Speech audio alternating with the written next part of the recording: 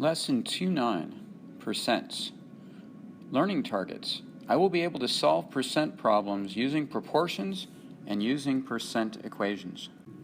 As we work our way through this lesson, take notes in your notability, just like you would if we were doing the lesson in class. The percent proportion. The usual formula is used in alphabetical order. That is, the value, which is usually a number but sometimes a variable, following is or before is goes in the numerator on the top of the fraction, and the value after of, which again could be a number most likely or a variable, goes in the denominator. So it's in alphabetical order. I in the numerator is, O in the denominator of. We'll set up the proportion where is over of equals percent over 100. Or another way of thinking about that is part over base equals percent over 100. Example, what percent of 25 is 12? So remember the alphabetical order. Is, the value is goes in the numerator, that goes with is. The value that goes with of is in the denominator. So is 12 of 25. That equals our percent, which by the way we don't know. We don't know something, we call it x over 100%.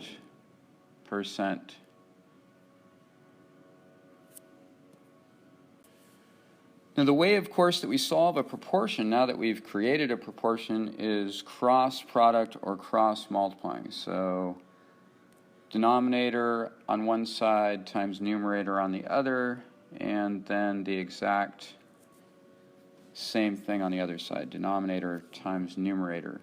So we end up with 12 times 100% equal to 25 times x. Solve that exactly as we would have in the past.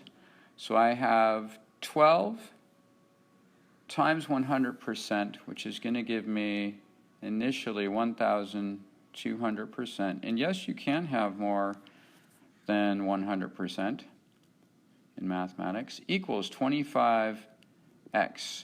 Since we want to undo that multiplication of x, we divide both sides by 25.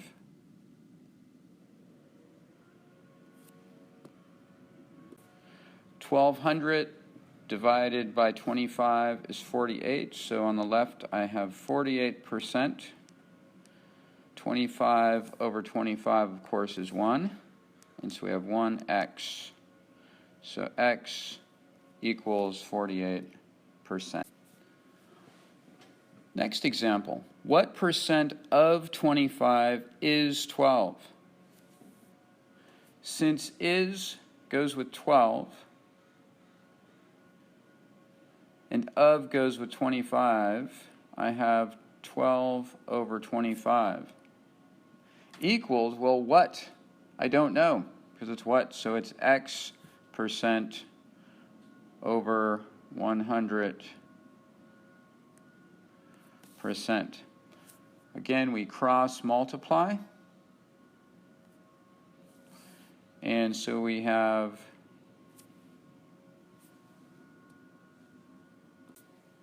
example. What is 35% of 80? What is, so is goes with the word what, which means I don't know. So x goes with is. Of goes with 80. So I have is being x of 80 equal to my percent, which in this case is 35%, divided by 100%. Again, we cross multiply. So we have x. Before we cross multiply there, notice that percent over percent will cancel, and I have 100 times x equals 35 times 80.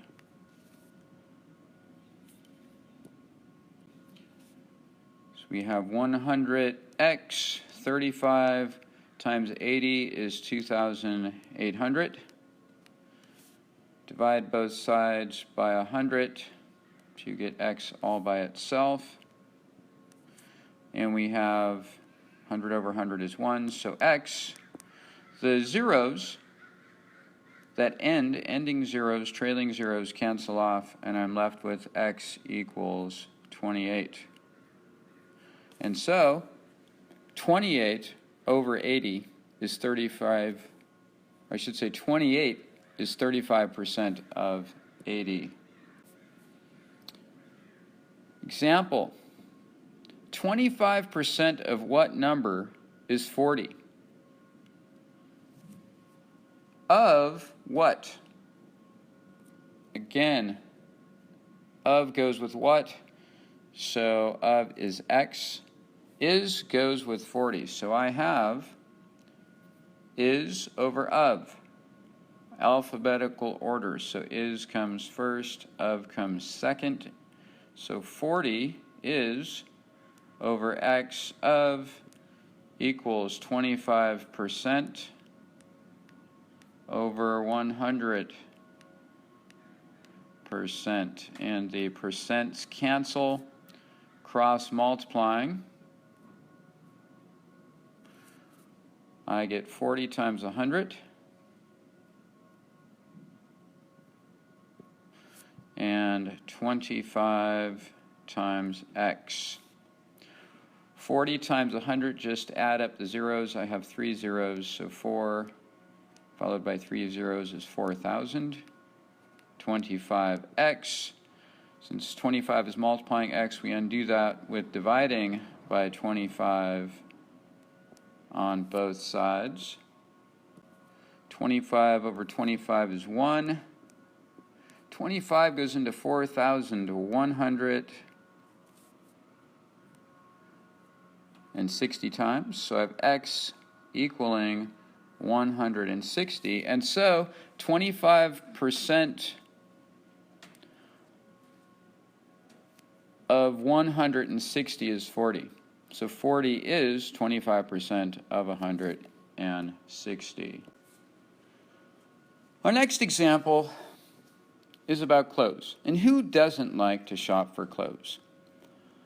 So our example asks the question, a dress shirt that normally costs $38.50 is on sale for 30% off. What is the sale price? So this is a slightly more complicated formula.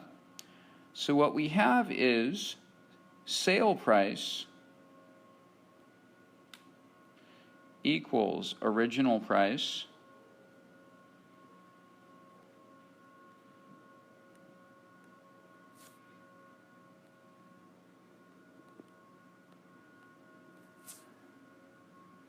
minus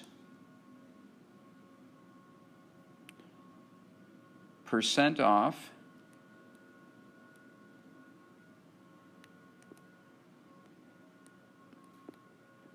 times original price.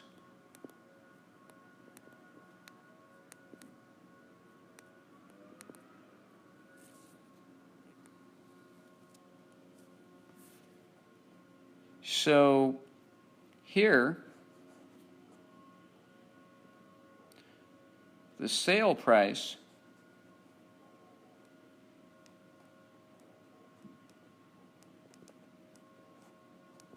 is going to equal the original price, which is $38.50 minus, well, 30% in decimal form, which is 0.30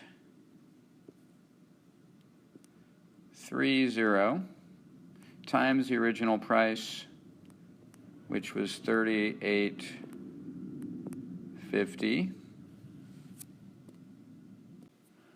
So that, using the calculator, means that the new sale price will be $26.95. Bear in mind that 30% can be converted to decimal by dividing 30% by 100%. Percents cancel, and you get 0.30. Simple interest formula. Simple interest formula is very important because almost all other financial formulas will be based in some way on this formula. This situation will be equivalent to depositing or putting money in a bank account or some sort of interest earning account for a period of time where nothing else changes. The interest rate, the amount you're going to earn stays the same, the percentage you're going to earn, I should say, and the amount you invest stays the same. So the simple interest formula, which is I equals PRT, I is interest earned,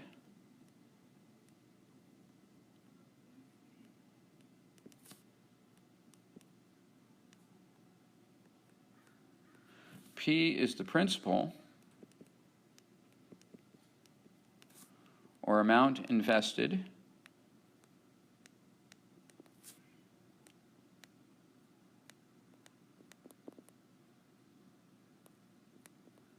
or deposited,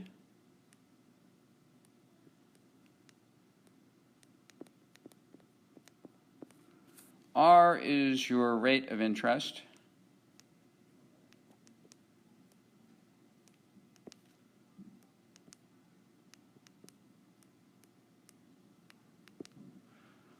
and T is time in years,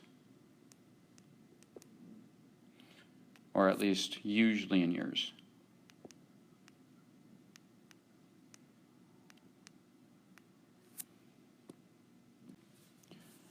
So, example of simple interest is just depositing money into an account.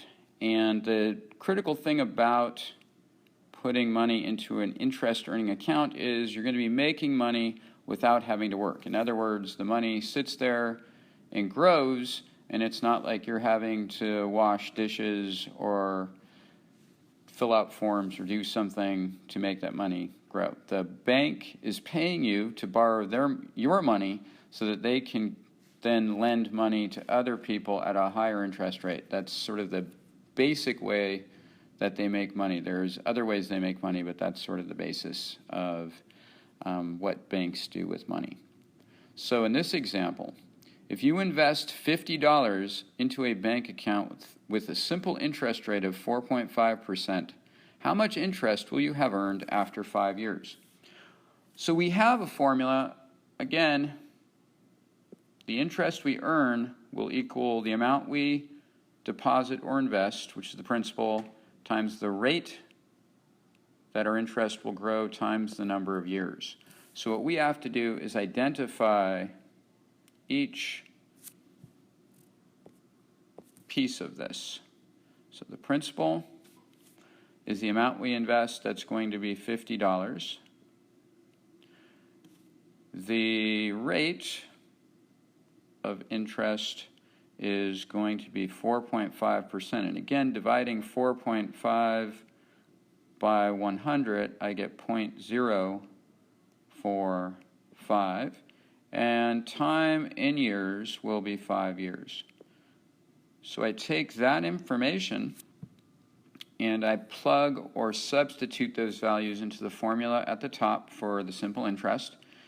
And I have the interest I'm going to earn, or you are going to earn, being $50, the amount you invest, times your interest rate in decimal form, 0.045, times the number of years. And we see that using the calculator, the amount we're going to earn on top of the $50 is $11.25 in 5 years.